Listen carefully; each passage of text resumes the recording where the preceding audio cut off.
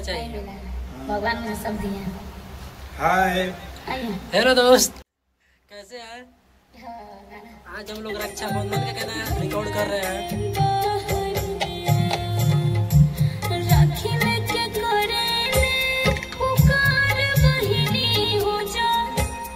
सुनो उसको, सुनो कैसे गाइए। सुनिए सुनिए बजरंगी जी के मुंह से।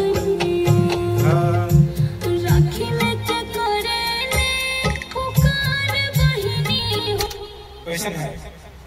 हमको नहीं पता।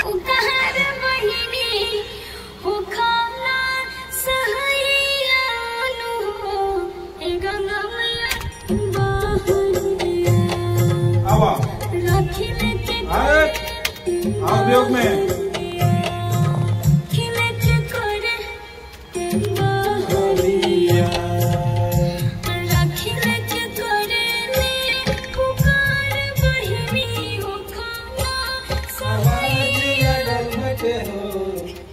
आवाज लागल बाटे हो।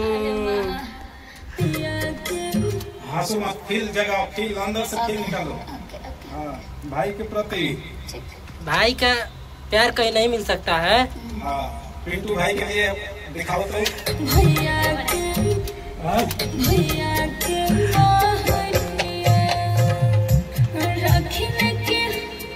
बहुत बढ़िया फील रहा।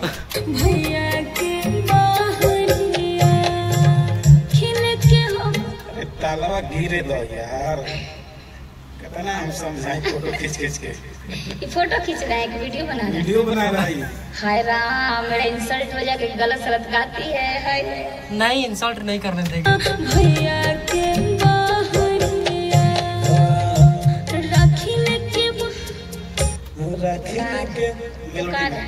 मेलोडी में राखी लेके कोरेले पुकार बहिनी हो जा, पुकार बहिनी न बहिनी न भैया के बहनिया राखी लेके कोरेले पुकार।